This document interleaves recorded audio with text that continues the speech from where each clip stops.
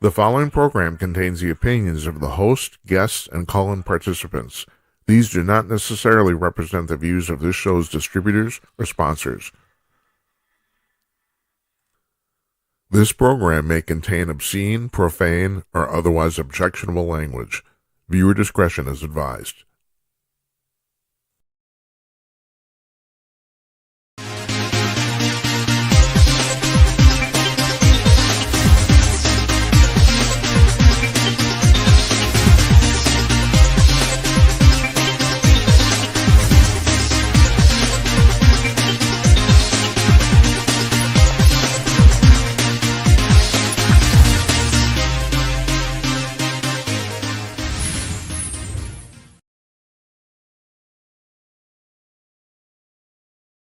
I better turn my camera on. Hi. Yep, so much for the engineering. It's all downhill from here. It's 11:03 on the East Coast of the United States. We started a minute late tonight. Yeah, so much for the engineering. 8:03 on the West Coast and 10:03 where I'm sitting here in Minneapolis. Coming to your cordless, everybody. I'm Jim Peters, and welcome to this edition, another edition of Jim Peters at Night. This is show number 32. We've done 31 of these previously. It's our 9th week. I guess it's going okay. I got a text message from yesterday from the show, and you can send me one right here. Text messages and voicemails, same number, 408-458-5088. You can remember that. Put it in your phone. Call me at any hour of the day or night. Now, I don't read the text messages during the show. I don't, but I read them, as all the time afterwards. So I got a guy sent me a text message. He says, "You're the Steve Bannon of Minneapolis." And I'm thinking, well, I hope I bathe more than he does. And who am I fooling? The guy probably only takes a shower every 6 months. He looks completely unkempt, and he's always gotten more women than I have. Who am I to complain? I am to complain. Also, another friend of mine. Well, I'm going to get into that later. Um, so we on our show tonight, our guest is Jeff Meyer. He's the CEO and publisher of Conk News. Now, if you don't know what Conk News is, it's a conservative news aggregator. In other words, they do a little bit of reporting on their own, but mostly they pipe stories in from other mostly conservative news outlets. So they got about 100 news sources. They stick almost all of it on the front page. You go there, it all changes every few hours. You go there, you get a great overview of what the news is, and also a lot of opinion too. It's the best news aggregator on the planet. It really is. Anyway, he's joining us. He runs that place, and I want to tell you, we got our shit together here. Hold on. We have most of the guests booked for the rest of the month. I know this is unbelievable. Tonight, Jeff Meyer. Monday, my mother's joining us, Mama Peters. She's 99 years old. On Tuesday is my birthday, and I was wanting to have her on Tuesday, but we already have Tuesday booked, so she's coming on Monday. And it's also going to be audio only because she can't run a computer, and the relatives in the small town where she let I have with the small town, they don't want to help her. No, they don't. They don't want to help me, is what it is. She's beloved. So, and also a little kind of famous here locally in Minneapolis. There's a local television station that's done stories on her and stories on her, and they won Emmys and awards, and unbelievable.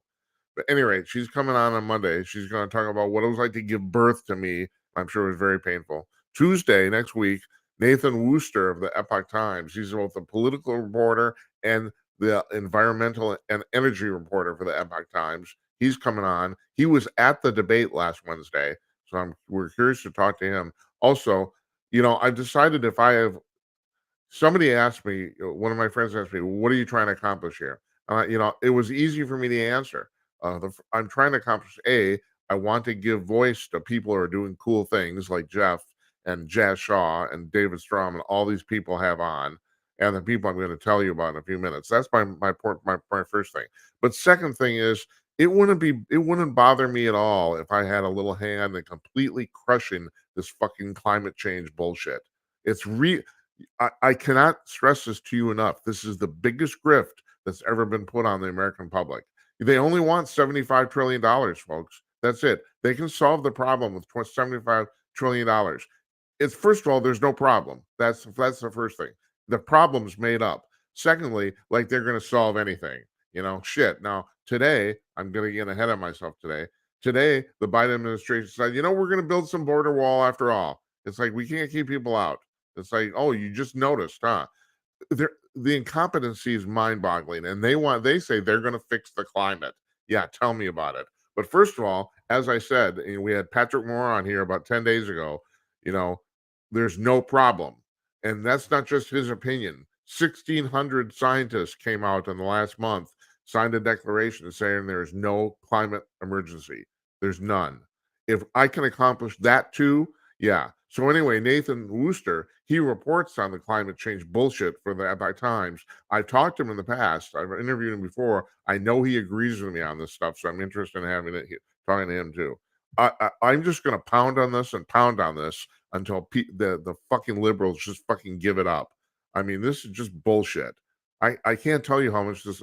And the thing is, and what they, and this is their modus operandi. It's all this shit. Follow the science. Yeah, I follow the science. That's how I concluded there's no problem.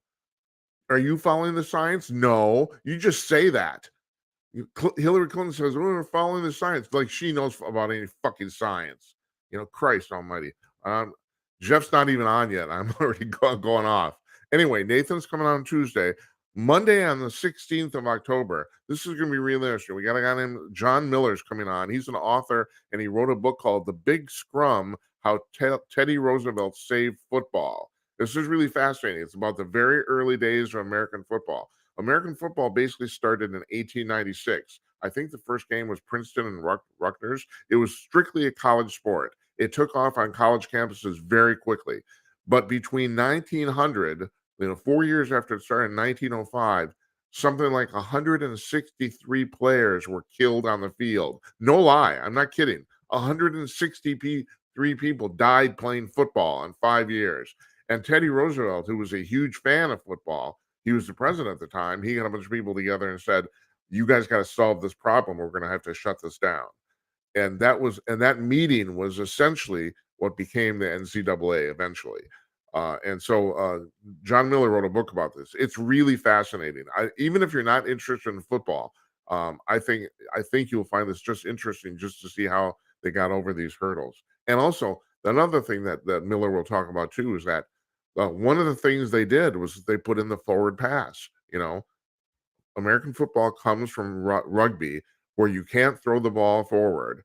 And so they put in a thing the forward, and I can't remember the guy's name. Was it Fredrickson? There was a college quarterback who actually, he knew they were going to do this, and he practiced it relentlessly ahead of time. He was basically the only person the first 2-3 years it was legal that could do it with any consistency. And in one game in 1906 or 3, I can't, he'll talk about this.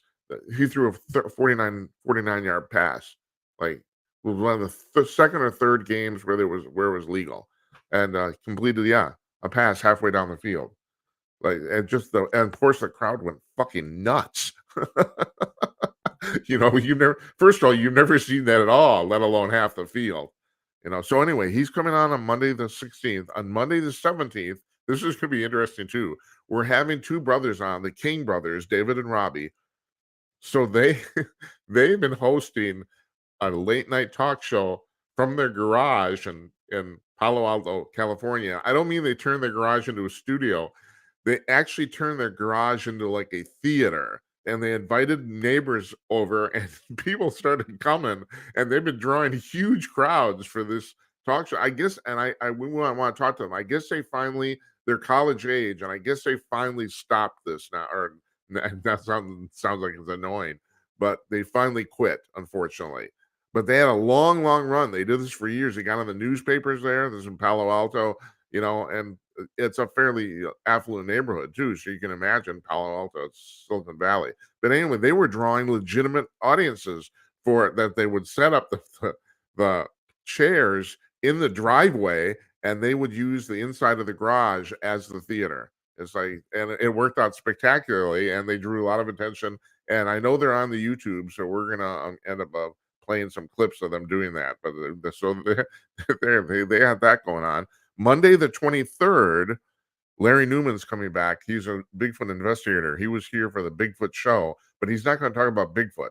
Larry is also a bail bondsman. I think he's the head of the Missouri Bail Bondsman Association. I'm not sure. I got to check with it, or he was, or something like that. And we're going to talk to him about cashless bail, which of course is another absolutely stupid, ridiculous concept. And but he's an expert at it. He knows all about it. So he's going to talk to us about that. And Tuesday, the 24th. See, I told you I got shit going on. Eddie Scarry, the author's coming on. He's been on Fox News. You've probably heard of seen him before. He's written two really important books. One was called Liberal Misery, basically talking about the fact that liberal people are basically neurotic. And this is not, he's not pulling this out of his butt. This is like study after study have shown this, that liberals have a tendency to be way more neurotic than, and also unhappy than conservatives. And he wrote another book. This is his latest one. It's called Privileged Victims: How America's Culture Fascists has hijacked the country and elevated its worst people. So he's a fascinating guy too. So yeah, that's and believe it or not, we're filling out the rest of the month too. So yeah, we got shit going on. So it's our 23rd, it's our 32nd show. So before we put Jeff on here, I want to talk about just about a couple of things. As a matter of fact, I'll be interested in his take on all this stuff too. Uh, Greg Gutfeld on his Gutfeld show last night on Fox News, he did a monologue on what he called luxury beliefs. And this is what he's talking about.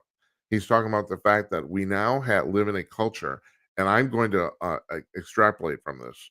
We now live in a culture where basically we're so affluent, we can't even imagine things going wrong. It's like, we think a lot of us think we can impose our ideology on the public or on our lives, and it's going to just because we had a great idea, it's going to work. And I was just saying just last night, communism is a great idea on paper. Does it work? No, it doesn't work at all. And this is his point here. There's people we are and now my extrapolation is we're raising children. And he kind of talked about this, but it's mostly college kids now who are so insulated from any real stress or any real hardship that they just assume because they had an idea, it's okay. That'll work out.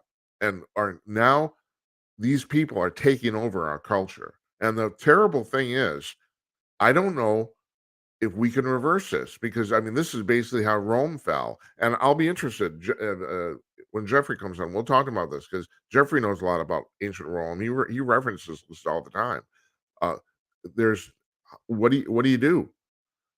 I mean, unless there's some imposition or some struggle that's foisted on the public, it's just going to continue. I mean, we are these kids. I'm going to call them kids, and we've had callers talk about this too. David from San Francisco talked about it a couple nights ago. These kids are so privileged isn't even the right word, because privilege right now, that word's been hijacked. It basically refers to, or it references somebody who's taken an advantage over somebody else, but that's not really what it is. This entire class of young people is privileged beyond belief because they have so much goddamn money, and they do. And on top of that, and I'm sorry, I'm looking at you. Of course, I'm not talking about you, dear viewer. I'm not. Our generation, my generation, the baby boomers, were probably arguably the worst generation of parents in human history. We coddled these children, and I think a lot of baby boomers think that they got ignored by their parents in the 1950s and 60s, and maybe they were. Dave Barry wrote a very famous column about 20 years ago that ran in the Miami Herald about the fact that basically in the 1960s, all those people, those parents, basically ignored their kids, and we actually turned out okay. Not only that, we turned out very good. We actually we have independence of thought, but do our kids have that? No, it doesn't seem that they do. So we went from my mother. My friends and I talk about this all the time. Where I grew up, my mother, basically the idea was, especially during the summer when you're out of school, leave the house, come back at 5 o'clock. I don't care where you go, take your bike, whatever, just get lost. Now that seems kind of cruel, but if you're a kid, that's great. We went off and had our own adventures. We figured shit out. Now you have the opposite. You have helicopter parents. No, we're gonna control every moment of your life. and you can't think for yourself, and at 4 o'clock you have to be at soccer practice, and at 5:15 you're going to do your math homework, and we got it all figured out, and don't you dare disagree. Well, shit. And on top of that, well, you have enough money so you can have pretty much everything you want. So there's no struggle for anything. Your life is controlled. That's a great way to raise really independent thinking people, isn't it? But that's kind of what happens. So then these kids go to college, and it was William Ayers, member of the Weather Underground, who ended up in jail. The Weather Underground all ended up in jail, and he said, we will end up controlling society through your children. And God damn it, 30 years later, 40 years later, he was right. It happened. And we're just standing around looking around, and all of a sudden we got kids who think that that they need a safe space, and if somebody says something that they disagree with, they've been violated. That's crap. There's no other way to put that. It's just crap. Anyway, I tell you what, I got one. I'm going to mention one more thing before we get Jeffrey on here, because I'm really curious to see what he's going to think about this too. This is not political at all.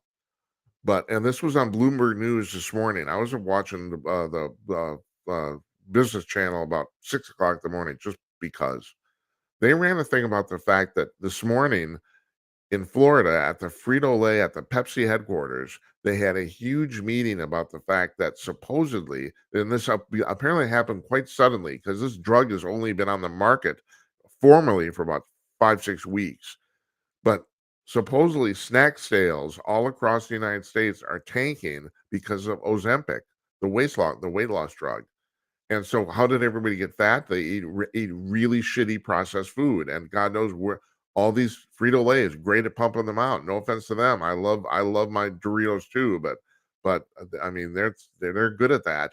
And now people are starting not to buy this stuff, because the thing with Ozempic, it completely kills your appetite. And so you have a lot of people who were hungry before who aren't hungry now. And then there's a guy, I'm going to try to have this guy on our show. His name is Michael Moss. He wrote a book. I can't remember what the name of the book is, but his book is about processed food, and about how he says, like, in terms of like cookies and crackers and Nabisco and that sort of shit, he said there's shit and like Oreos that you literally become addicted to, chemically addicted to, just like a drug. And I don't know about you, but I know a lot of people who can't put down a tray of Oreos. I think he might be onto something here. But at any rate, all of a sudden, it appears the snack market is very quickly collapsing.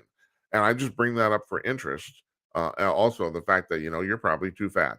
I'm too fat. I'm not going to, I've occasionally made fun of fat people here, but I make fun of myself too. I'm too fat. I'm technically obese. I mean, you can't see this because of the nice picture I got here. But yeah, and the things, I haven't always been this way, and I hate it. I fucking hate it. I'm 68 years old. I'm not going to be able to lose any weight easily anymore. When I was 40, I could drop 25 pounds in like 2 weeks. Now, I don't know. All right. I'm going to put Jeffrey on here. We're going to run the little bumper music. Here we go.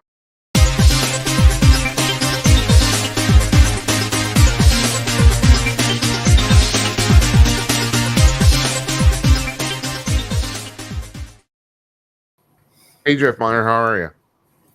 I'm awake. This is way past my bedtime. Oh, is it really? You know me. It's okay. Good to see you again, Jim. Nice to see you, man. Nice to see you. So I was talking up conk.com there for a little bit. Thank you. You want to talk about it a little bit?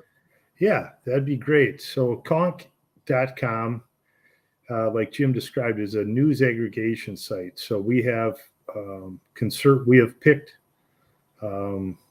between 50 and 100 conservative news publications. We aggregate their stories, which update probably every 3 hours. And unlike a lot of news aggregation sites, we don't touch the headlines. We post the pictures if there's a picture with the article.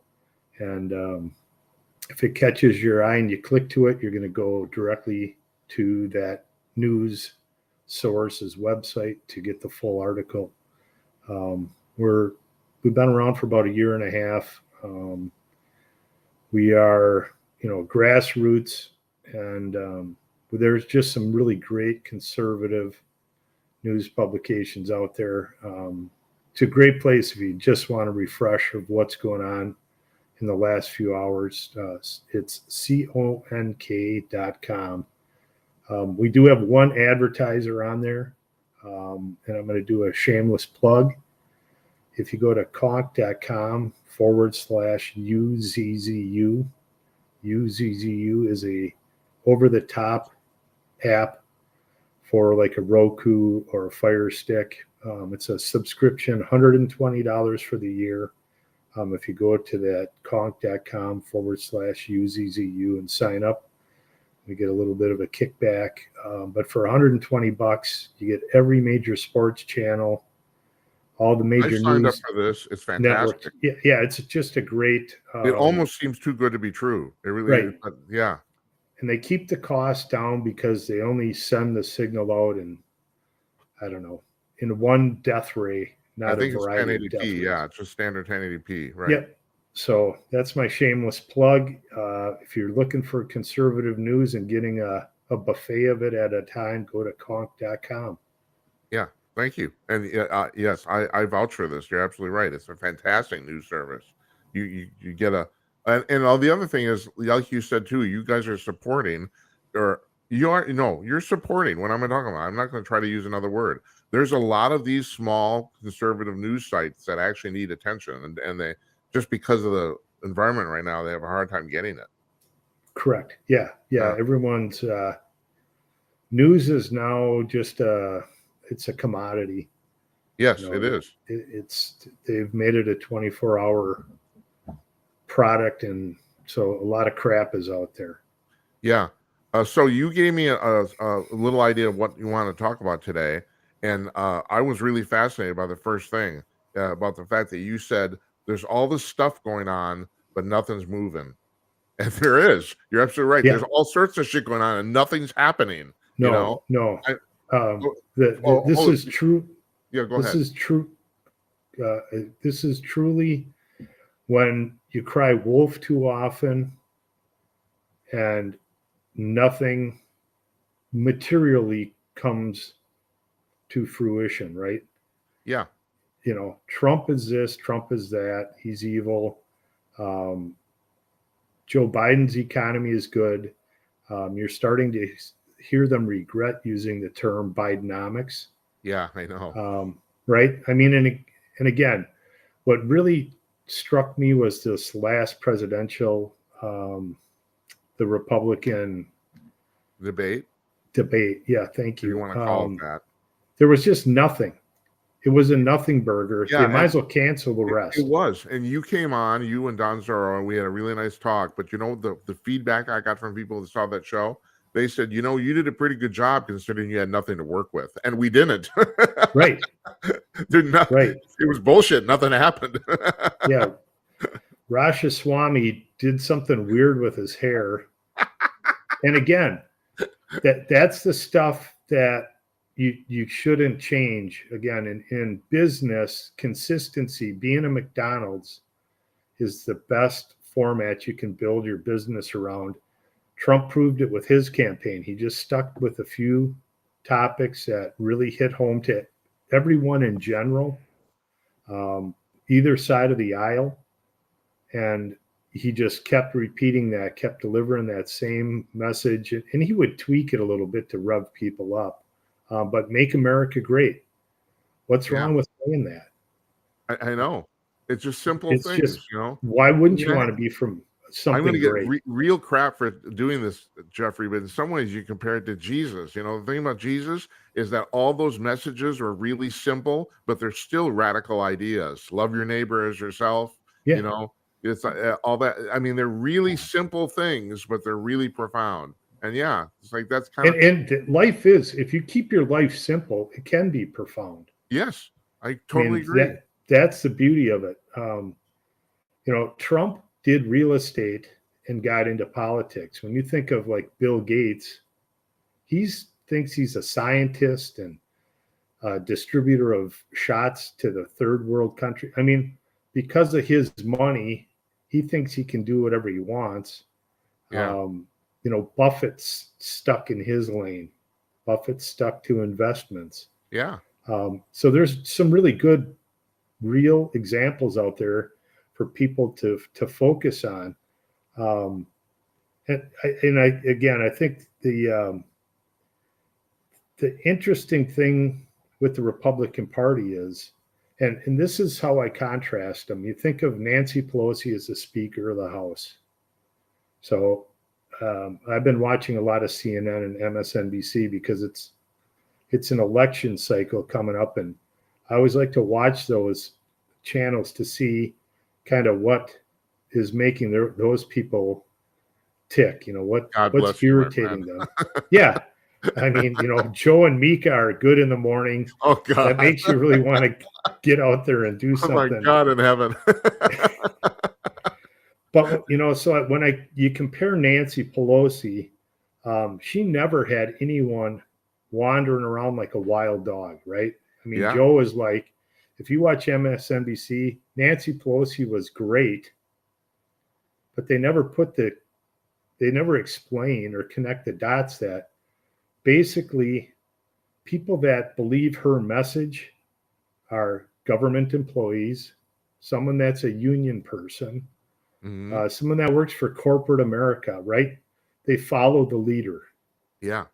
Switch over to the Republican Party, and you have this milquetoast McCarthy who had to fight to even try to get the speakership. 20 people held him up. So when people say you need this a whole bunch of people to get something done, that's just not true in America. You just need to get a small group that's committed and effective. And they made him concede that one person could stand up and kick him off, and it happened. Yeah. Whether you like Matt Gaetz or not, um, the thing I think people should take away is small numbers have power if you're committed. So you have Nancy Pelosi basically leading, she stands up in the front of the classroom, everyone gets in line. McCarthy stands in the front of the classroom. Most conservatives don't like rules. They'll follow the basic rule, pay your taxes, blah, blah, blah. But they're really a whole bunch of wild dogs. Yeah. That's And absolutely so true. Yeah. you're trying to corral cats. Right. And so just the difference in the party and in the electorate underneath each one. And so people that are upset with what has happened with the House Republicans just don't get it.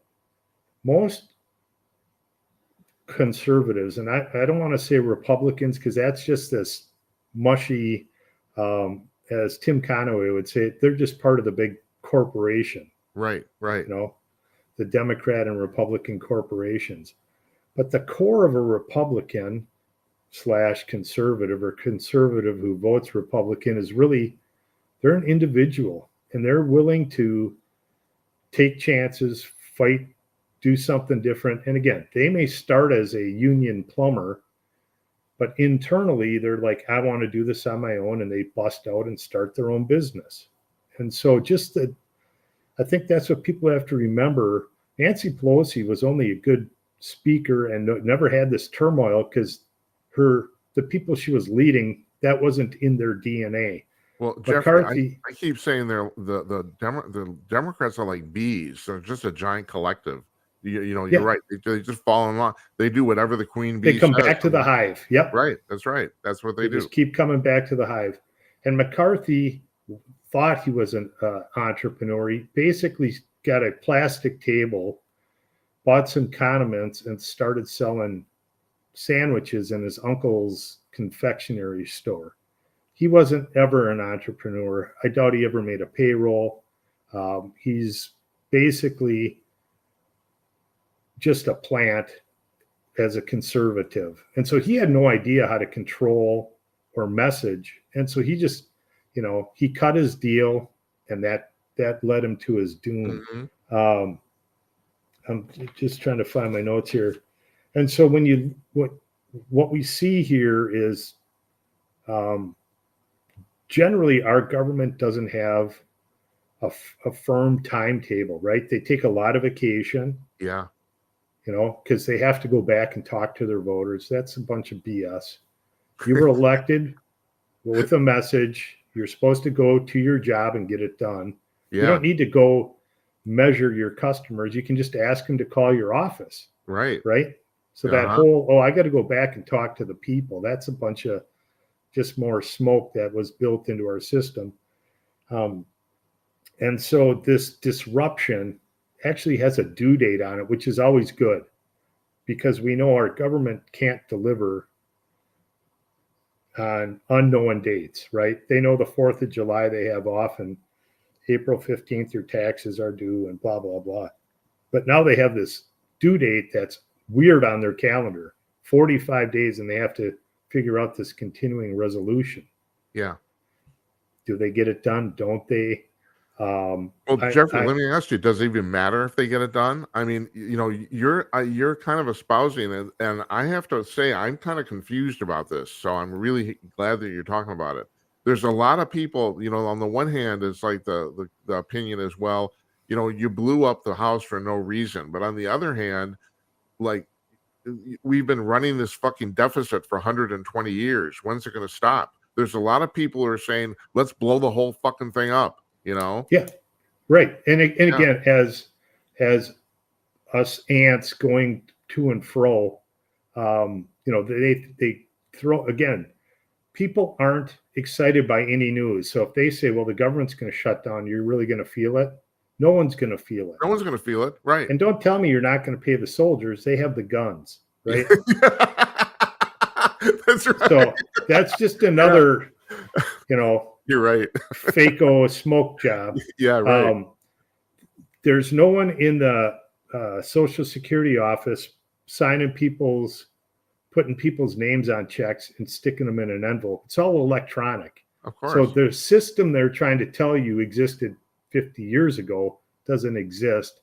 So this whole, I've had family members who are in the accounting field say, well, this could be terrible for this kind of stuff. And I'm like, do you think someone's actually there pushing the button? They probably, we know they aren't, because they're probably using one of their 300 vacation days per year. They can't trust humans to do that. It's all automated. So no one's afraid of the government shutting down. I've always said, the minute I can't shove my driver's license in my vehicle to get it to start, then I know my driver's license has some meaning to it. Yeah, right. Or my insurance card, right?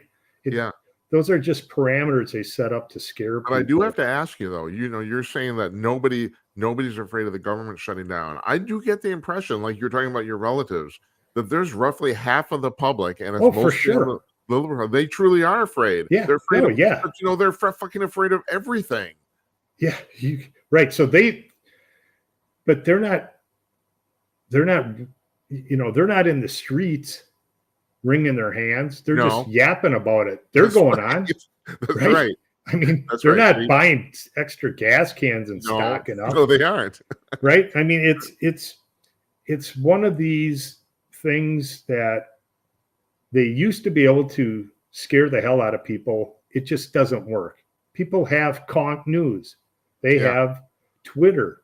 They can communicate all around the world with people to see what's really going on. Well, you're going full circle here. Like you started this whole saying that they have cried wolf one too many times. Yeah. Yes. Across the board. Right. We're not talking just politics. We're talking about the canceling of people because of words they use.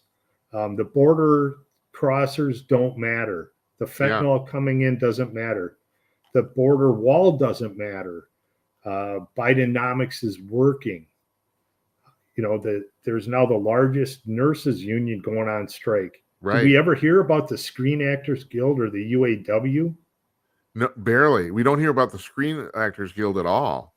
I barely hear about the UAW. Yeah. And so they've lived through their news cycles. They died on their own. Yeah. Yeah. I drove by a few car lots. There's cars in them. But the point is that your point is that, I heard somebody say this on Fox News this afternoon, that There's never been a time when more people in America have been on strike than right now. Right, right. And this Yeah. is a union president, Yeah, that's right. right? And Yeah. he's not helping. He's not, you don't see him, or they're not showing any pictures of him working. Like, here's the UAW phone, here's the screen actor's phone, and here's now the nurse's phone. Yeah. And he's pushing the other two away because the nurses are more important than the screen actors. And you drive around there, it's not cars broke down all over the road because people don't tow them away because there's no parts. I mean, He's their sleeping. myth, their myth is going to fall apart in front of them, which we want. We want people to understand the government as it's functioning is a fraud. Yeah. I mean, you've been saying this for a long time, and I think it's a very valid point on this. Really, let the whole thing blow up. You know? Yeah, I think the motto for conservatives should be vote Democrat, finish the job. That's great. You should right? that should be on a t-shirt. That. Vote Democrat, finish the job. If they are so good at it of doing this thing, I mean, again, we're from Minnesota, we're from the Twin Cities. There's no better example of how someone running a major city for, I mean, really my lifetime, 60 years, has been basically always in a Democrat controlled, and it's getting worse. Things aren't getting better. I mean, I made that comment one time at a food shelf celebration of 25 years, and I was at a table with 10 people, and I said, it sounds like there's more people needing the food shelf than less. That sounds like a failure to me. And I got kicked under the table by my wife because that wasn't the proper thing to say. And I'm like, well, I'm just being honest. If the food shelf is working, there should be fewer people that need it, not more. No shit. That's absolutely correct. That's right. I mean, that to me, that's just bad math. Right. And so as that now is perpetuated across everything, inflation, I don't care if you have money or you don't have money, inflation gets you. Oh God. I am so pissed off. You don't want to get me started. I go to the grocery store. I do the shopping for my family. I was even talking about this on Tuesday night. I like the Bellatoria frozen pizza. I went down to Lunds and Byerly's to get one. Now that's always been an expensive pizza as frozen pizzas go. But in the last 9 months, it's gone up from $8 to $12, 50%. That's one single thing, you know. Now, okay, so I can maybe absorb that, but what about the people that can't? I mean, this is a debacle, you know. Yeah, well, so they'll eat Totino's, which is you should eat the box and throw the pizza away. There's more nutrition in it, right? But again, economically, people are just trying to survive. They're just trying to get through the eye of the key, you know. Say now, let me ask you here, because you really got your pulse on business. So you know, I have Murray Sabrin. He's been on there a couple. He's a regular here, and so he still says he's still quite insistent that before Labor Day next year, we're going to have a major recession. Do you think that too? Yeah, I agree. The indications in the construction industry for first quarter next year is not good. Now, there's a lot of this government money out there, but that doesn't, you know, who cares if they build a third lane on a freeway if the private sector isn't trying to get to work? It just doesn't matter. You're going to, you know, a couple paving companies will have some money in their pocket, but that's not going to help Home Depot. Our economy is built on new home sales and first-time homeowners. And am I right about this? That's going terribly, right? Correct. That is on the way down. Right. And again, first-time home buyers don't have shit, right? They've lived somewhere else, and well, they're coming from an apartment. Okay, well, they can't take the washer and dryer. They have a broom, maybe a vacuum. That's like some little shark thing they found on TV. 30 years old, yeah. Yeah, and so, you know, all of a sudden they buy a house and they need a vacuum, a dishwasher. I mean, all of a sudden they need all this stuff, and that perpetuates our consuming economy. And with that sliding down, and again, people say, well, it's not going to be like 2008 because we're not doing this mortgage stuff like we used to. Okay, so the mortgage is solid, but now the car loans are at 7 to 9%. And if you have shaky credit, you could be at 9.5, 10. Yeah. Your credit card is now at 25%. Yeah. All of a sudden, you can't shuffle the envelopes fast enough. You miss one, and all of a sudden, it cascades down, and you lose your house. Yeah.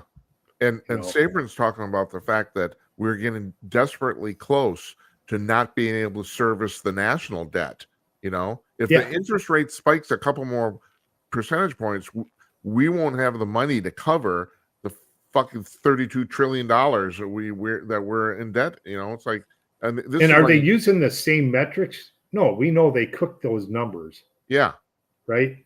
Back in the Trump or when Biden first got into office, ADP came out with a payroll number that was like 200,000. The feds came out with a number that was like 70,000. I mean, it was so far off. Nowhere in history was that much of a gap from ADP's number to the federal number. Uh-huh. And from then on, that number, you just can't trust it. ADP does 80% of the small business payrolls. Now we're talking people that may have 500 employees or 5,000. Right. When they say small employers, right? They're not talking 3M with 45,000 employees or whatever they have. Yeah. And so for ADP to not be right, it just can't happen. No. Again, there's not someone in the back running a tape on that. Right. No. Computer generates that report. And they have no reason to lie, too. Correct. The government does. Yeah, right. Paychecks didn't take half their customers. That's right. Right. I mean, But again, if you control the education system, you can fudge the numbers. Yeah. Because you don't create any doubters. I'm assuming you caught this, but there's another number set of numbers has been fake too, and that is over the last 30 months, and this is going completely under the radar. The unemployment or the employment numbers they put out, at the beginning of every month, well, they've all been revised, sometimes not a month later, but even 2 months later, and that's not unusual. But in every single instance in the last 30 months, they've been revised downward. So none of these numbers are actually legit. And they've been revised downward substantially. Yes, not a 1 or 2%, 10+%. Yeah. So they're all fake. Yes. Yep. And if the noise has you confused, that can just go right by you. Yeah. Well, right. Exactly. That's the point, because everyone remembers the number they put out on, the first of the month, that's on the news, CNBC, blah, blah, blah, blah, blah. And it turns out, well, that's not the number, Right. These people are just so fucking dishonest. It's unbelievable. Yeah. And there's again, the liberal media is costing Americans the truth. And that's the problem. Yeah. That's our founding fathers set it up where the media, the reporters, were supposedly going to have the power to question the government and make them prove the numbers. Yeah. That's slowly been eroding. Yeah, go ahead. So one of the, I want to go back to this House Republican deal. There was a story on Gateway Pundit by Tom Renz, Renz. Gateway Pundit republished Tom Renz's article, basically saying that Mark Levin and Newt Gingrich are now saying it's party over principle, right? What Matt Gaetz did was wrong because it's hurting the party. Right. And I remember back when Trump was in office, when 45 was doing stuff and I would turn on Levin and he was losing his mind, it was like, oh, Trump's really onto something good here. In a few days, this is going to turn out to be a great thing, because Levin was scratching his bald head. and he was all upset about it. And then when the real thing came out, not the fake news, it was like, oh, that's right. That was good. And I think, to me, with Newt and Levin both, with their hair on fire over this House Republican thing, this is a good thing. This is a good thing. Our system needs some disruption, and we need it to go forward. If this starts the disruption in our elected officials' lives, that's good for all taxpayers of this country. Yeah, I got to tell you, on Tuesday I came on here and I kind of agreed with them, but over the last 48 hours, I've been kind of, I mean, you're convincing me here, and other people are too. It's like at some point it has to stop, and if we have to blow it up, I mean, when do you stop? That's the thing. No one's been able to stop it so far, If you think you're going to be comfortable if they continue on, they're just going to rip a bigger Band-Aid off a bigger sore 6 months from now, a year from now. I mean, unless you're on your deathbed today, you really shouldn't give a shit. But if you have any life in you, you should say, let's stop it today, because the pain will be over and we can start to heal and get better. Yeah. Let's start today, because if we keep delaying it, it just never gets better. And debt is really hard on people's psyche. You don't want to get out of bed. It depresses you. People do drastic things because of crushing debt. And so you have to deal with it. And you can't pay it off in a day, but you can swing the table around and start chewing away at it. And that, in our government, that means cutting. We're probably never going to pay off the entire $32 trillion ever. But you're absolutely right. I mean, we have to. Yeah, well, Xi Jinping can go pound it up his ass, right? Yeah, right. He's another fake-o, him and his currency are so fake. I asked Murray this too. He agreed with me. Their whole economy is fake. They got a fake economy. We don't know if the numbers are real. We don't know what's going on. It's like they're not going to tell anybody the truth. No, and we're the size of a little province over there, the whole country of the U.S., with 1.2 billion people. I think it's 1.6. Yeah, I mean, we're like some little mediocre province to him. Right. Yeah, they literally have 5 times more people than we do. Yeah. Border wall. I mean, this is. I mean, you gotta love it, right? They've been showing this shit rusting away. Right, that's right. I heard an interesting take on it now. This 20 miles that they're going to put together, and this makes more sense than anything, right? Right now, you have 20 miles of border down there in Texas, where all the border runners get to run free for a 20-mile stretch. What it sounds like they're trying to do is let's create that wall so we can funnel. We don't have to chase these people over the time. Just funnel them through a couple of doors. We can get more through quicker. Yeah. Right? And so it sounds like that's more what Biden's trying to accomplish here.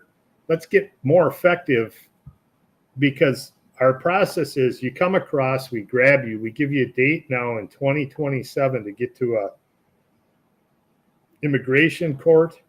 Well, if you can do that quicker, because everyone's coming through, the North Gate and the South Gate at the Twin Stadium, and they're not just walking through everywhere, whether that's true or not. Biden isn't doing this to slow the traffic down. He's doing it because the agents are tired of chasing people. They'd rather stand in one spot and say, come on in, stamp, here's your card. There's absolutely no way this is not deliberate. There's no way. They want to get them dispersed across middle America faster and faster. Well, were we talking about this on the debate show? I can't remember, about the fact that and of course this was the plan. So in Pennsylvania, if you have a work permit, you can get a driver's license, and if you have a driver's license, they automatically mail you a ballot. Geez, how'd that happen? Hey, don't worry about the details. Yeah, Minnesota does the same thing now. Do we? Yeah. Yep. I didn't even know Yeah. that. Yep. They give you a state ID. It says there's something on there that says it's not official. Half the people checking IDs can't read. So Yeah. it looks like a driver's license from Minnesota, you're in.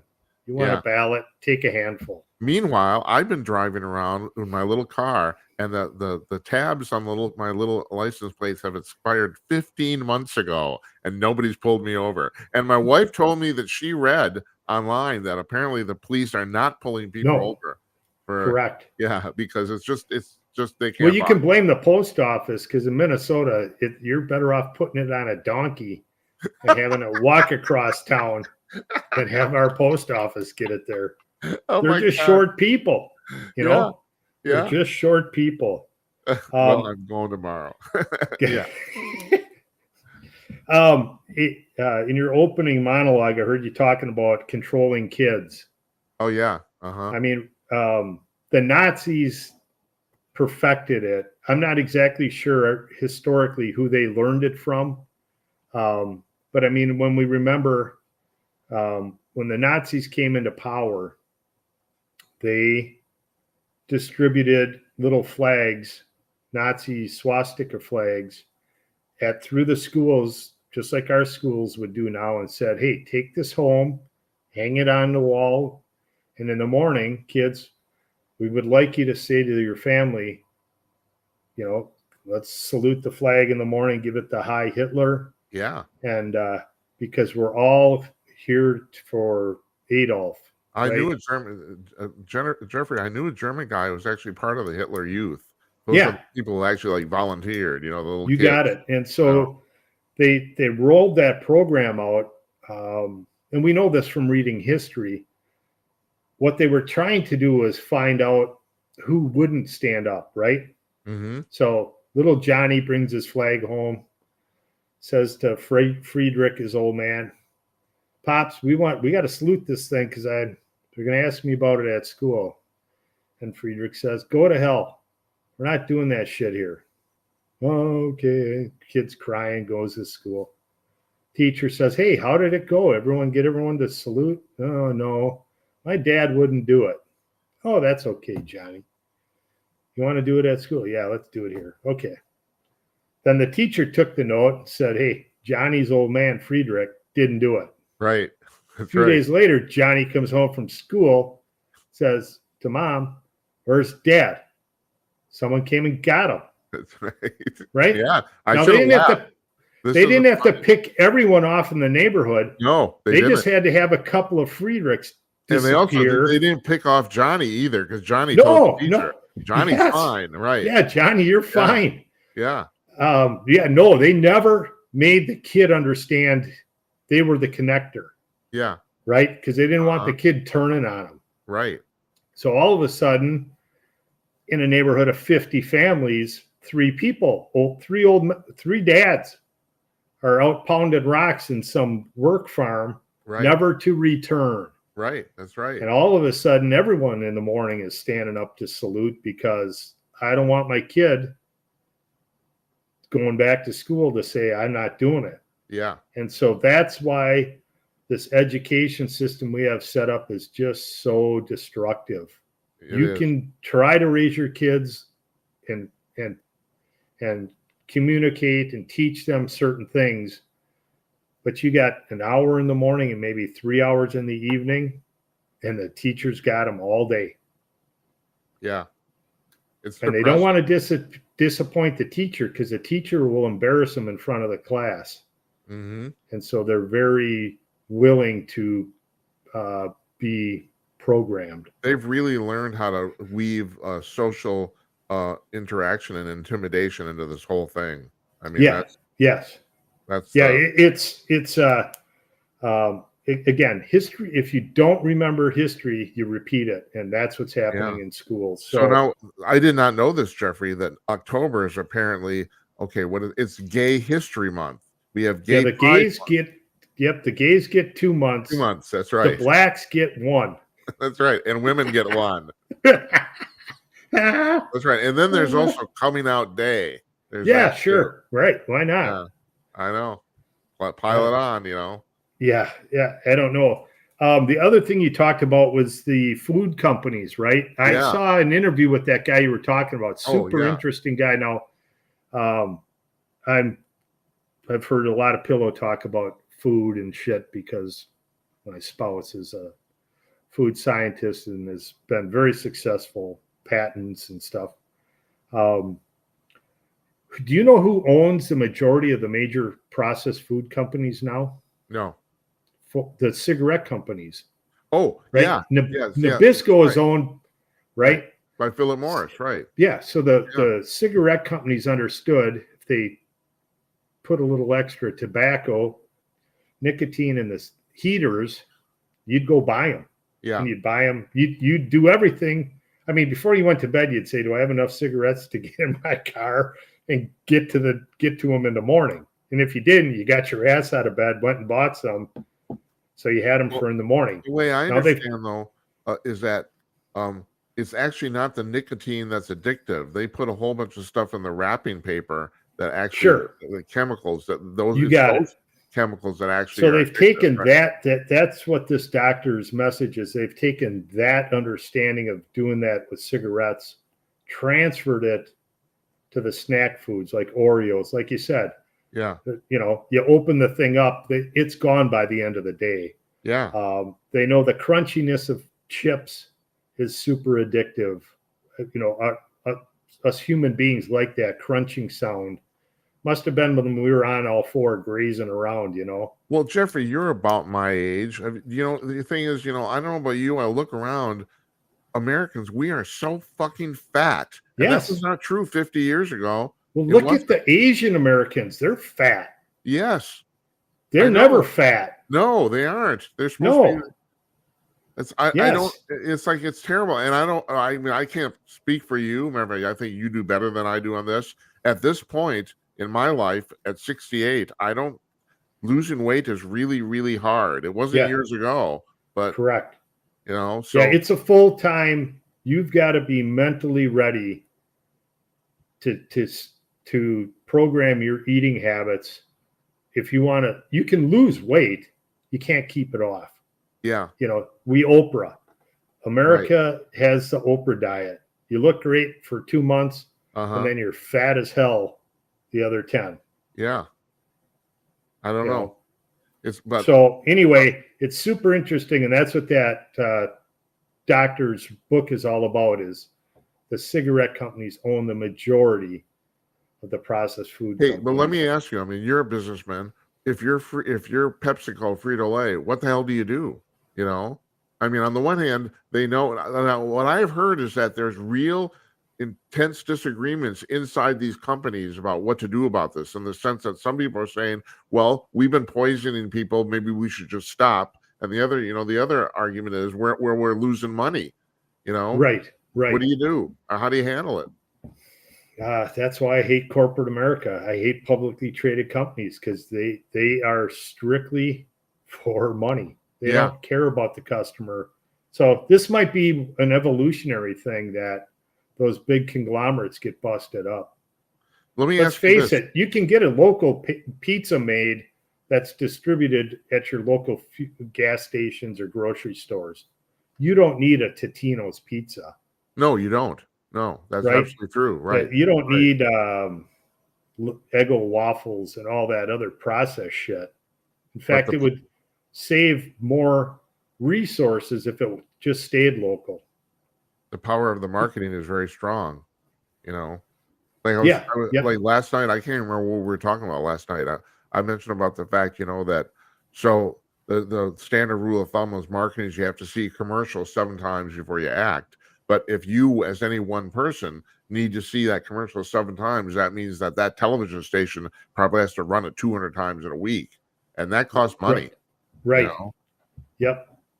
Yeah. So they're attributing this to this new diet pill that's out there. Yeah. Right now it's an injection, but I guess they're going to have a pill form for it. Okay. Too. Okay. Yeah. I need that. I mean, if it truly does take that urge away, that would be awesome. Well, from what I understand, it does truly work, but a lot of people are very nauseous while they're taking it. It isn't exactly pleasant, but it does Right. work. Yeah. That's So the I don't other know. side of the coin, right? Right. Yeah. I don't know if I can put up with that. I don't. And it's kind of expensive, but the prices are going to come down too. So who knows? Right. Right. All right. Yeah. Go ahead. Oh, I want to ask you about one more thing too. Fucking student loans. What the Oh, hell? Jesus. You know, I mean, and here's the deal. Why do we have inflation? Because they print money like, I mean, it's just worthless money. And any jerk could have told them this was going to happen. You know, you don't have to be yeah. fucking Well, and Paul. their thing is Trump raised the debt by $7 trillion. And okay, well, 2 of his years, the shit was stopped. What do you think we were going to do? Just go out, just wither away? So they put a bunch of money into the system. It's Biden that kept the money flowing, is what really screwed this thing up. No shit. Again, the Trump money, if you think he did something wrong, then write the government back your check for your PPP, your subsidized rent, your payroll, your employer paid you through the PPP stuff. That was just a fact that it had to happen because we bid on this COVID bullshit. So to use that for any Republican that says, well, Trump was just as bad at raising the debt, that's just totally kissing the ass of Nancy Pelosi. That's total bullshit. Well, I mean, I always just assumed he was going to address the debt in his second term. I just feel, you know what I mean? It's like, you know, you get the economy rolling, and then, you know, that was like the next thing to do. The shot hadn't even come out when he was booted out of office. So that's right. You know, I just, you know, to me, it's just dishonest. What were you going to do? Yeah. Let the economy crush? Yeah. You know, the one thing I want to end with this too. So, I got a note from a friend today, about good guy, you know, kind of centrist, you know, not too conservative, not too liberal, but he was just telling me. He said he was watching the show. He said, I love it. Except he said I have to disagree with you on Trump. Trump is evil, and I don't understand why do people hate this guy so much. And also right now, so Joe Biden is completely stinking the whole fucking world up, and Trump's only up by like 2 or 3 points. I mean, I don't understand. Well, we talked about the numbers being cooked. So, and again, if you're a Democrat and a pollster calls you, or you're discussing it with family members, are you going to actually tell them? Right. That's true. No, because you're going to be shamed. You're going to be Nazi'd. You got to salute the flag. Yeah, that's right. You got to salute the Democrat flag. Very good point. Yeah. And so, you know, is Trump the right guy? I don't. By the other 7 dimwits that were on the debate, I mean, holy shit. There's not much hope. So, well, plus he's still a disruptor, and he's only got 4 years. So that's right. You know, he's got a born on date. It's a very unusual election, right? Yeah. Yep. He's literally, if he wins, he's literally a lame duck on the first day, right? Yeah. I've got 2 UFO things for you. Oh, you do? Do we have time? Yeah, absolutely. Because I was going to go on for that anyway. No, I want. Okay. Have you ever seen the Jeff Daniels movie called Escanaba in the Moonlight? No, never even heard of it, actually. I think you can get it on Apple TV. Okay. Escanaba in the Moonlight. It's basically a show that for deer hunters, but it's got a UFO twist to it, and it's super corny. It's actually shot in Escanaba, Michigan. The Yoopers, right? They're Yoopers. They're Upper Peninsula people. I'm going there next week, so yeah. You know, I was up there a few years ago. Escanaba, and police cars still have the one red light on the top of the roof. Yeah, right. Yes. No so bars. If you're going there, watch this movie before you go. Oh, okay, I will. Oh, yeah. And it's corny and stupid and weird and UFO weird. Okay, I will watch it. Thank you. That's one.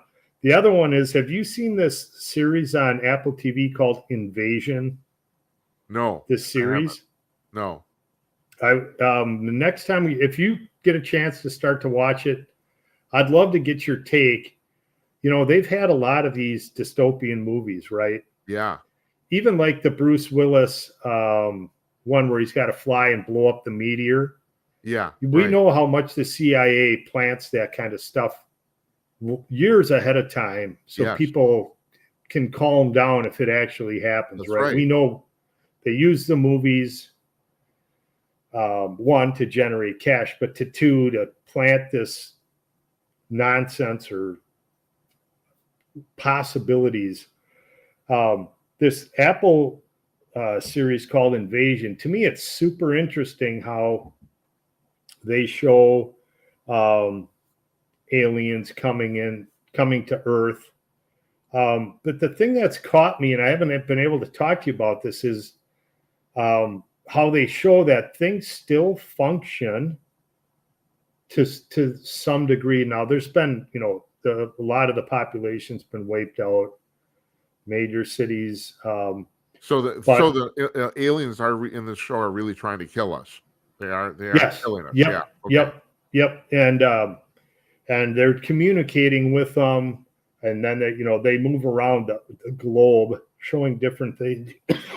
Excuse me, going on.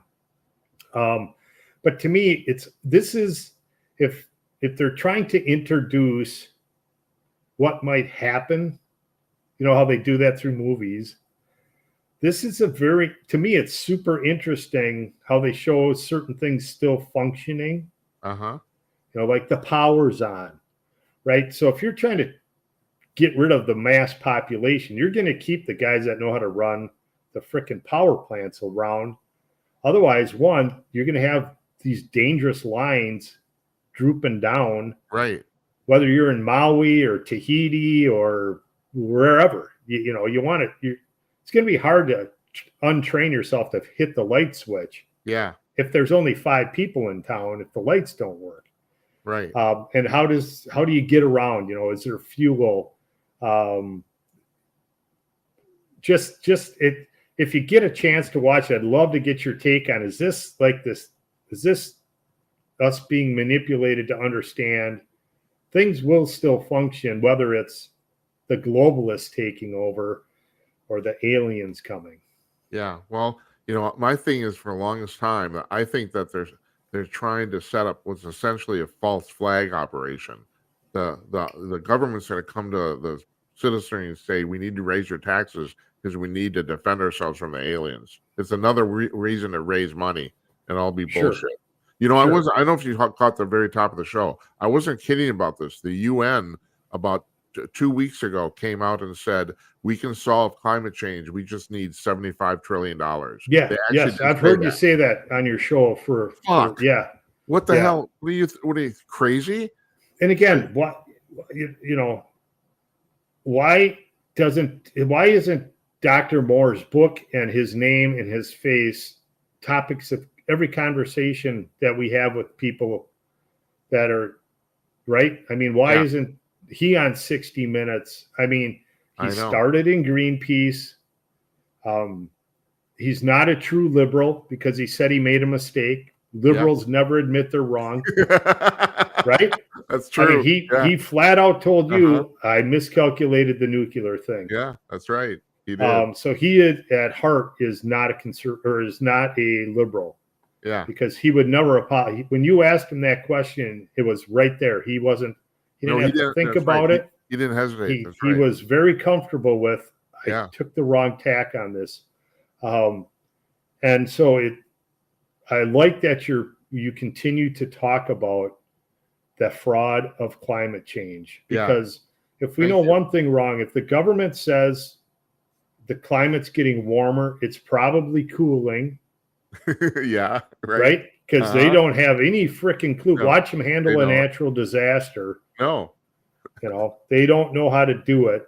No. Watch how they handle a tornado coming through a metropolitan area. We can't control that. No, you can't, but you could react better. Well, the entire put thing some stop signs Maui, out when the lights are out. The Maui thing was entirely human incompetence. Yeah. The whole thing. Yeah, or planned. That's right. Yeah. I mean, we don't know. I'm a conspiracy theorist. I'd go there, Yeah. it sure took a sharp turn when it got to the rich side of the town. Yeah, yeah, When it got yeah, to the wealthy side of Lahaina, it decided to yeah. turn up and go That's towards the right. highway. That's right. It has a mind of its own. All right, If it would have been blowing north, who would have cared? Because there's nothing once you get past Kapalua that's worth a shit. I mean, yeah, it's all beautiful, but there's no humanity there until you get right by the airport there. right, right. So, Well, Trump's been going on about this for a while too. All that shit in California. He said, no, no, no. This has nothing to do with the weather. This is land management or forest management. yeah, yep, They're not doing it, and you can't do it. That's what happens. I mean, shit. Hey, you Jeffrey, got it. really nice having you on. Now you're going to Hey, be back next Wednesday too. yes, Yeah, yep, that's the that's plan. right. Looking forward to it. Yeah, Thank and you for having me. my And pleasure. check out Conk News. Yes, conk.news or conk.com. Either one works. Yep. Yeah. So yeah, you have a nice week. Yeah, next week after the day after we talk, I'm going to the UP myself. So Yeah, I'm gonna have to. Do I have to ship you some adult diapers because you're getting close now? I mean, you got to stock up. yeah, yes, I am. I am getting close. You're right. Oh, I got All a right. story to Well, tell you, man, but I'm not going to tell it on the air. happy birthday Thank you. a week or a few days Yeah, early, and I'll look yeah. forward to celebrating your birthday next week. Thanks, man. Thanks. I All really right. appreciate Good it. to see Thanks you, for brother. coming on. Yeah, take care. We'll see you. Yep. Bye bye.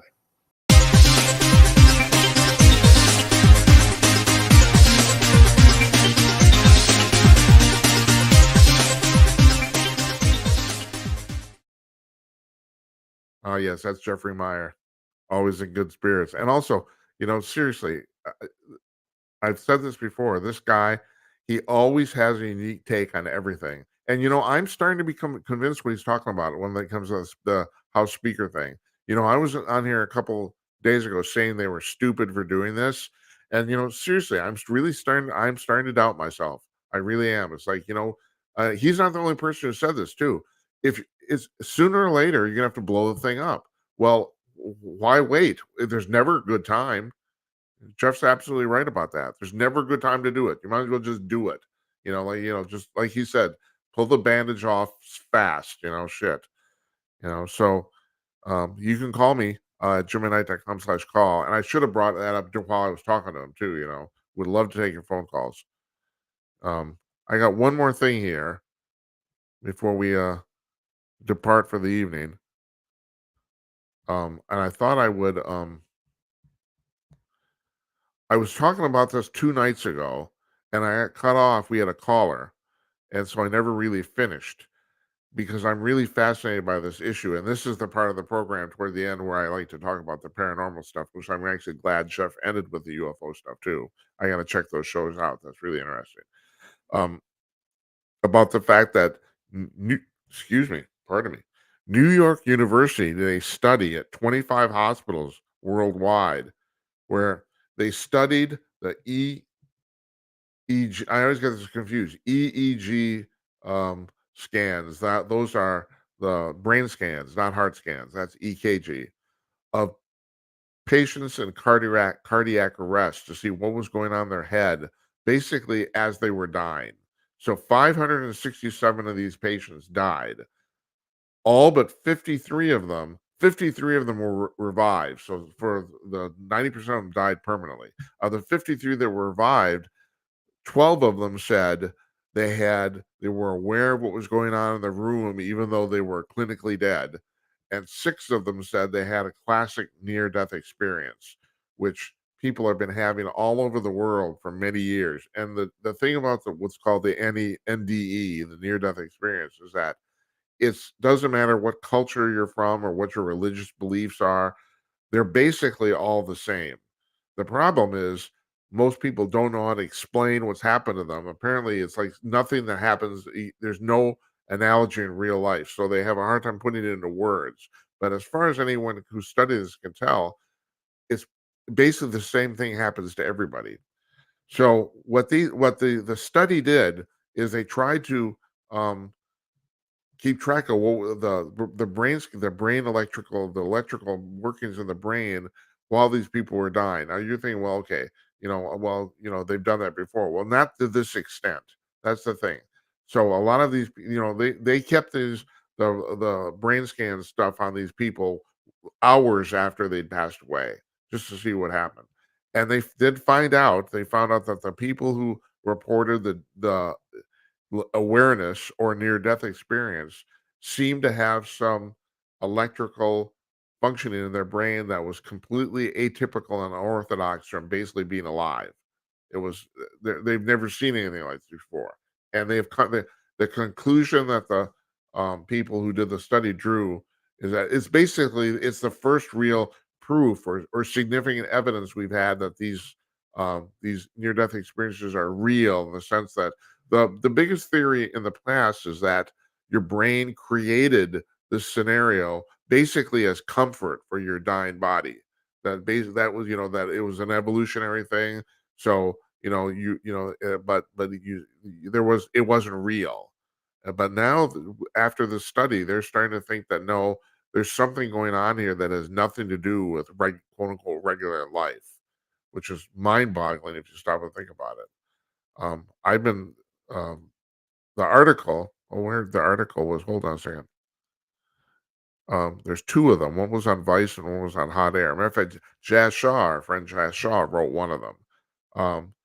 And he quoted a book called Surviving Death by Leslie Kean that I've not only read, I've sent to several people. She's an investigative journalist, and she was one of the three authors of the original story in the New York Times about the UFOs and the Navy people in 2017. That was her article. And she talks about there are some cases. There's a guy named Jim B. Turner at the University of Virginia who spent his career investigating this stuff about young kids. And when I'm talking about young kids, I'm talking about kids between the ages of 3 and 5. They've just learned how to talk. And basically, by the time they get to 6, they forget all this, who basically start telling their parents about their previous life. And so their parents, in some instances, it's so detailed, the parents get so concerned, they've called Mr. Tucker to have them come and, for lack of a better term, interview the child. And so what they've done here, and he picked up this research from his predecessor, um, Ian Stevenson at the University of Virginia, that the kids basically they ask them, okay, so what was your job? Where did you live? Who were you married to? What was your name? All this sort of stuff. They ask them facts. The kids spit the facts out, and then they go check the stuff out. Now, the vast majority of these cases happen pre-internet, like before 1990. But now this post-internet, but still, they're still checking them out. 70% of them checked out where the kids had all the details correct. So basically, they knew something about another person that was alive when they barely were or weren't at all. All right, I got a guy named I got Cooper's here. Hold on, Coop. Hello, Mr. Cooper. Is this Jim at night? Yes, it is. You've reached Joe at night. Yeah. This is so exciting for me. Uh huh. Or you had Mr. What's the name of your guest you had on tonight? Jeff Meyer. That guy's fascinating. Yeah. Oh, that's good. I'm glad you like him. Can I offer a suggestion or make a request? Yeah, sure. Go ahead. By the way, I don't mean to eat up your valuable airtime. No. We have no valuable airtime. You know that. It's like this goes on as long as it goes on. I'm preventing probably like one of 10,000 from other people from calling in. Can I continue? No, I don't think so. I don't think you are. Right. So I don't know how you would do this on the internet, but would there be a way to hand out crying towels when you have Jeff on the air?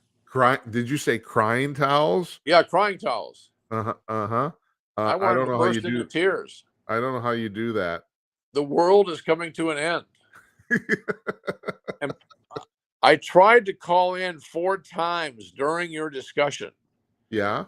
And I think I was calling in by mistake on the leave a message line. Maybe, because I did not see anything. I got a little dashboard here where everyone calls in. I did not see you. I was looking for people too.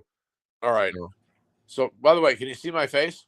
No, now Yes, I you can. can't. You What? you came dangerously close there, but no, I can't. No. Can you see my face now? I'm moving it. Can't you see Oh it? yeah, that's your face, right? All Because right. All right. you're an extraterrestrial. All right. I So forgot. let me ask you a question. Yeah.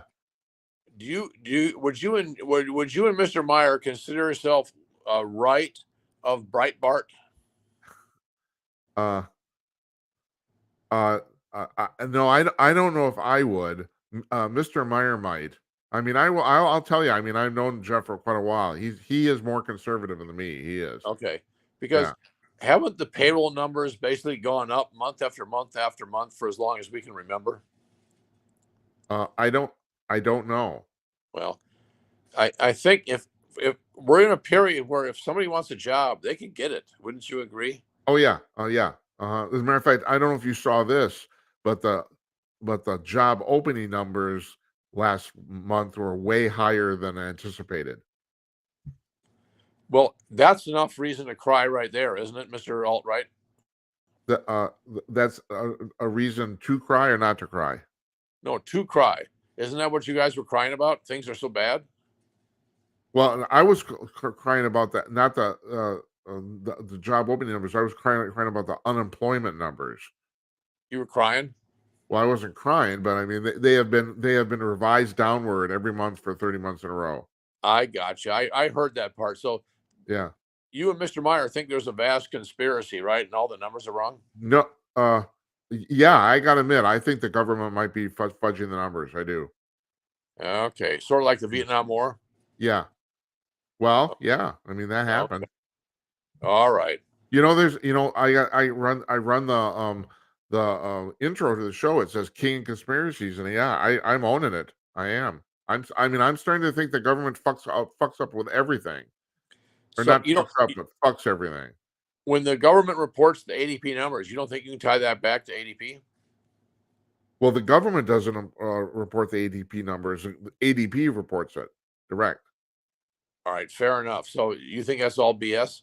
No, I don't know. The ADP numbers I think are real. I think sometimes think the government's numbers are BS. That's what Jeff was saying too. Well, I'd like to regroup right now and try to be funny if I could. Okay. But you guys have me so fucking sad. I don't know what to say. The world is coming to an end, and what I'd like to know is The extraterrestrials are going to destroy us. I mean, I heard Jeff kind of move around talking about, what a bummer it is and how bad things are, and then the Nazis, and I mean, you guys covered some ground, didn't you? Yeah, we did. Yeah. Yeah. So Nazis and bad times. And, Well, that's why I like having him on. I've said this before. I mean, he has a unique take on almost everything. So, well, let me ask you: when you get a guy on the show like that, just where everything is horrible, does that make the Stouffer's fettuccine alfredo taste better?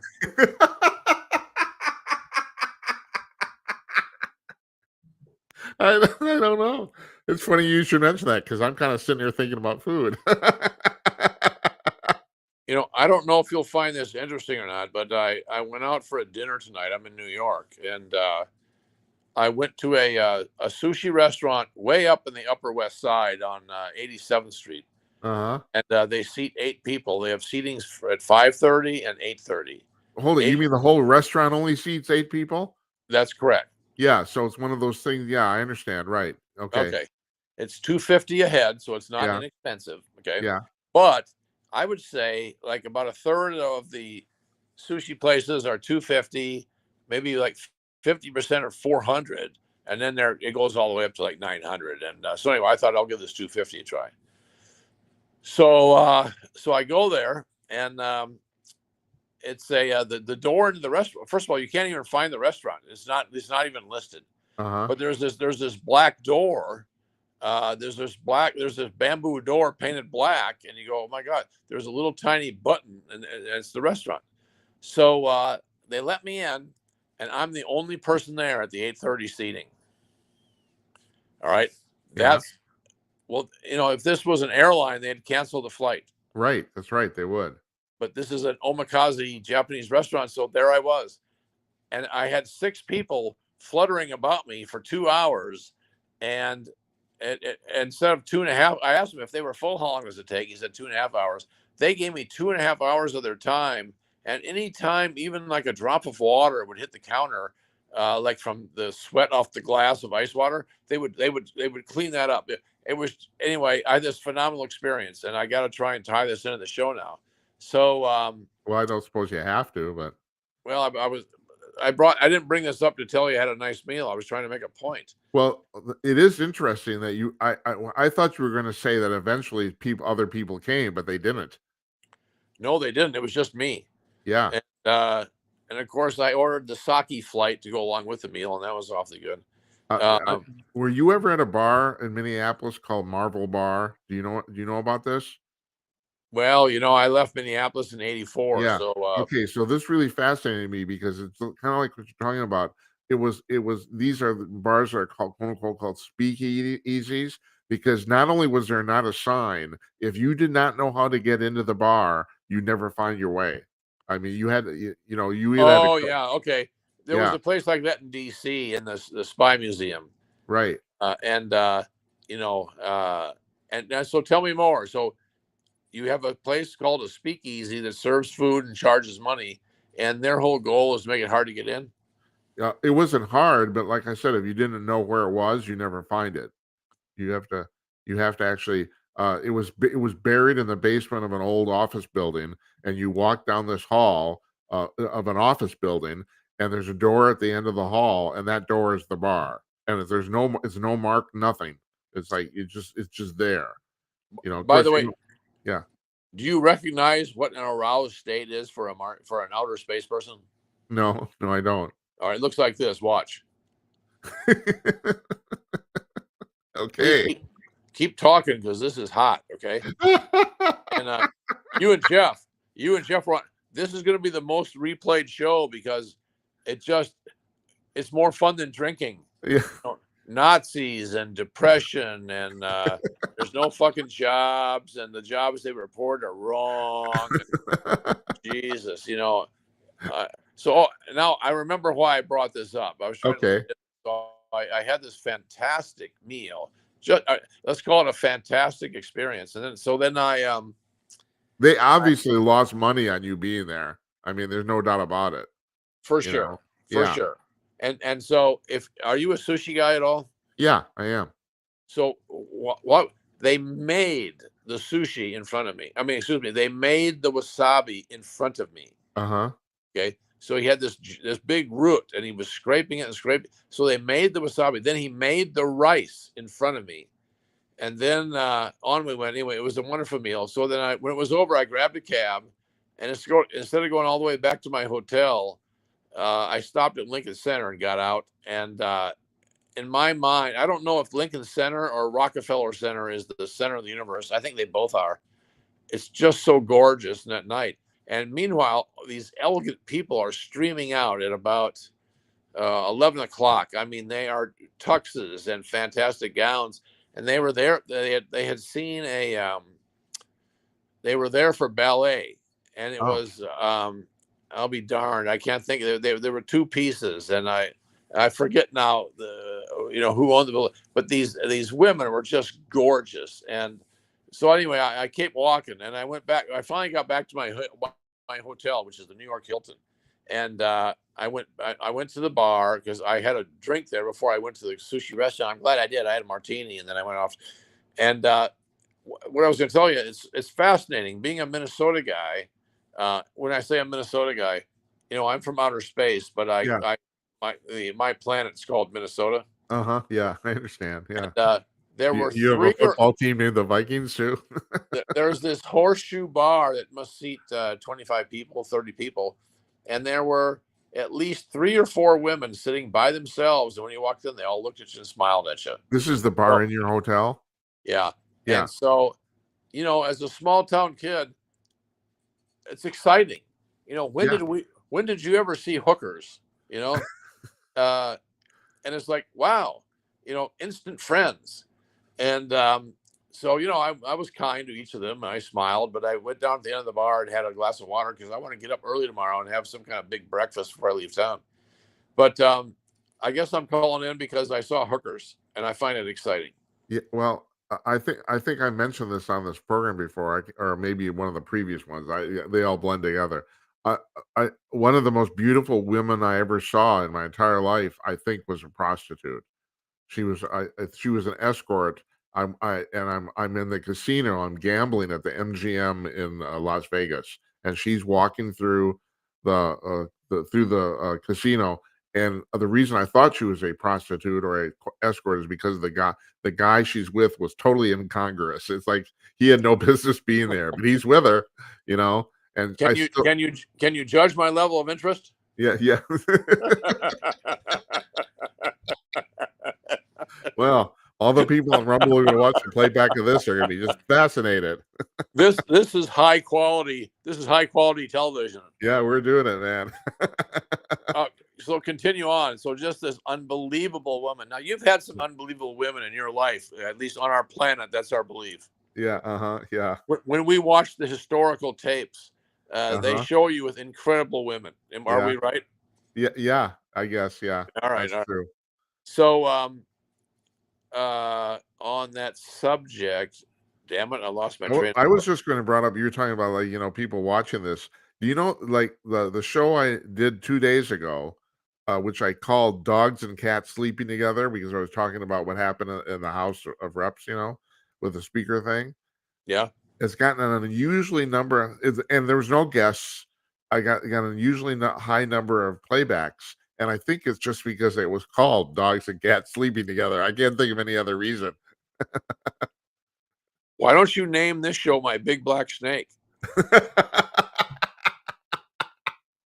Yeah, well, okay, All right. maybe So next week. I was dying to call in because I wanted to ask you and Jeff if you guys are proud of yourselves for just destroying Congress.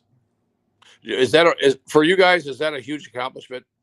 See, I don't, Ousting well, the speaker for the first time. I told you I'm evolving on this. 2 days ago, I thought this whole thing was nuts, but there is a point to be made that maybe you just have to blow the whole thing up. I don't know. Yeah. Oh my gosh. Okay. So are you happy about this? Yes or no? On a scale of 0 to 1, what's your scale? 1 to 2 or 0 to 1? 1 to 2. On a scale of 1 to 2, are you and Jeff tickled? Do you think something really great has happened here? Well, I can't speak for Jeff. I guess I'd still say a 1. My guess is he'd say a 2. Okay. So you got what is it, 8 douchebags that Uh-huh. are about as selfish as you can fucking get. Yeah. And they decided they should blow everything up. Yeah. And where are we at now? Well, that's What? Cooper. Here's my problem with it. I don't necessarily begrudge them for doing this. I just wonder about the timing, and timing is important. People got to think of that shit. Well, I'm sorry. What's your name? Is it Razor? What do you mean? Well, what's your name? Do you have a name? Yeah, I'm Jim Peters. Yeah. Okay, so on your planet, you got names. Yeah. Uh-huh. Yeah. Okay. So Jim Peters is tickled to death right now. And No, I said I wasn't. These 8 selfish bastards who have nothing else to do but to flex their power. And it's only because of a recent change in the bylaws that one person can destroy the Congress in the first place. But so they've done it. Yeah. And they did it because you had a Speaker of the House that reached out to the other party to get some compromise and get something done so they didn't close the government. And that's a horrible thing, according to you right wingers. Is that correct? No, no. My point is that I think it might be something that needs to be done, but I don't know if the timing was right. Well, why did we need? Okay, you're so non-judgmental. Okay, no, I'm going to answer your question. Why do we need to do it? It gets back to that debt thing. That we at some point we have to address the national debt, and no one wants to do it, and no one ever wants to do it. And at some point, it's going to bite us in the ass. That's my point. Well, so the relationship between the debt and the healthy economy, it's a good discussion, but is blowing up the House is the first time in the history of the United States you oust a guy because he got something done. I'm sorry, I don't Well, agree with hold on. you I guys. just want to. I'd like to. Well, you're going to say I'm being non-committal, but during my discussion with Jeff, I never said anything bad about Speaker McCarthy. I didn't. I'd like to put you guys on a boat. Yeah. You, Mr. Meyer, and the other 8. So that'd be a crew of 10, right? Uh-huh. Uh-huh. And then let's 8, 10 guests on a boat. Let's give you a crew of 8. We'll give you burgers and fries. We'll take you out somewhere in the Caribbean and just drop you off. Would that be okay with you? Yeah. Okay. Okay. I mean, All right. this is just a sad state. I hope those guys are proud of themselves. They worked this thing to where they were able to do it, and they did it, and bingo. So you get who you vote for, don't you? Yeah, but seriously, okay, we skipped it, but the thing about the discussion about the national debt is a really, really real thing. This has to be addressed at some point. And to Jeff's credit, he's right about this. They will never be pleasant. It's going to be painful no matter when it happens. Now, All the right. thing And is, so is that the outcome of these 8 jerks doing this? you see, there's your point, and that's the reason I did not get on board on this originally at all, and that is the fact that they're still not going to accomplish it. Yeah, you got camera fawning individuals playing to the camera, and look at them, look what they did, and watch the debt go down. I can hardly wait. So what is it? 32 trillion right now? Is that what you said? Yeah, it's 32 trillion. But you see, that's the actual point. They're not accomplishing it. Why Oh do? no, Why? no. I'm sure by the time they put in the next person, it'll probably be down to 15 trillion. This is a real accomplishment for you fucking right wingers. All right. Okay. I'm sorry, Mr. Peters, but this makes me sick. Yeah. Well, all right. But you see, I think it's pretty cool that you can call up here and say that too. So. Well, I do too. Would you like to see more? Yeah. I don't know. That scares me when you say that.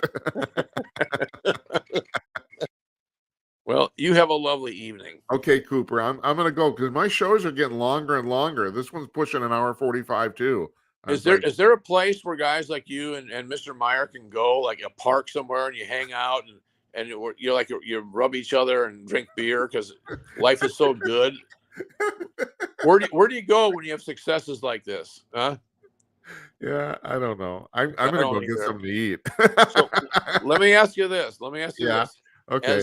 As dour and downcast as Jeff was, when Trump gets in and he calls in again, is he going to be laughing and jubilant and drinking You mean espresso? when Trump calls in or when Jeff calls in? What did I say? You didn't say either.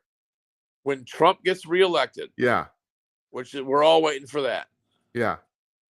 When Jeff calls in again with Trump in office, will he have a big smile and will he be happy and he'll be accepting all the ADP Actually, number? knowing Jeff, no, he won't. Okay. Because Trump doesn't use the ADP numbers. He's got his own numbers. Jeff might be more happy, but no, he's not going to. I would not say he's going to be happy. No. I mean, Did you see where the judge called Trump out for saying he had a 20,000 square foot apartment and in reality it's about 7,000 square feet? No, I didn't hear about the square foot. I heard about the real estate appraisal numbers. I heard about that. Yeah. Well, it's all just part of the big package. You can always rely on Donnie, right? Uncle Donnie. He's got the truth. He'll tell you the truth. All right. So hold it. I have to qualify something there here because my sign off is I talk about Uncle Donnie, and I just want to point out to people right now I'm not talking about Donald Trump. So okay. So yeah, because that's really I never put that together till this very second. My sign off is Uncle Donnie, good night, Uncle Donnie, and I'm not talking about Donald Trump. I'm not. I'm glad. I'm glad you. I never thought of that till you this very second. But you're not about to change that because you can always hide behind the fact that it's not actually Donnie Trump. But sounds good, doesn't it? Well, I have modified it for this evening. I came to the conclusion what I was saying actually didn't make any sense, so I'm changing it tonight. So if you listen here, because I will sign off when we're done here. You listen. I'll show you what I'm doing. Okay. Well, why don't you use Donnie's last name and then nobody will be confused? No, I don't want to. No, I don't want to do that. He is a real person, so I don't want to. I don't want to. Family get really mad at me. I gotcha. Yeah. Well, Okay. anyway, I'm gonna go find a towel so I can cry. And Okay. All right. All right. All right. And yeah, and you're gonna take a fantastic dump tomorrow too. I can tell. I think you have that market cornered. Yeah, I probably do. That's right. You're probably right. Right. All right, Cooper. Nice talking to you. Thanks for calling. All right, Mr. James Peters. I'll see you. All right. That's Cooper from a hotel room in New York City. It's the internet. It goes everywhere. So, okay. So once again, I guess I got through the story enough about the near-death experiences to satisfy me or you or somebody or whatever. But yeah, it's like the shows are getting longer and longer. Nothing wrong with that. Although we can't go over 2 hours. We can't because we get cut off by some of our distributors. But yeah, so it's the end of our week. We'll be back on Monday. My mother's going to be the guest on Monday. 99 years old, Mama Peters from a small town in Minnesota. So we're gonna she'll be on. She's coming on audio only. Like I said, I can't get anybody in my family to help her with video stuff. So whatever. And yeah, I'm going to the UP this week. No, next week. So next week we're not doing a show on Thursday. I'm driving to the UP with the missus. We do this trip every year for the colors. Go to a friend's house. It's fun. I want to thank you for watching and listening and whatever you're doing. All the people on Spreaker, if you're on the Spreaker app, I want to thank you for listening. And I'm going to, pardon me. I'm going to play, like I was telling Cooper, I'm going to play the end card now. And here's a modified sign off. Good night, Esperanza. Good night, Uncle Donnie. And good night to you, wherever you are. We'll see you. Have a nice weekend.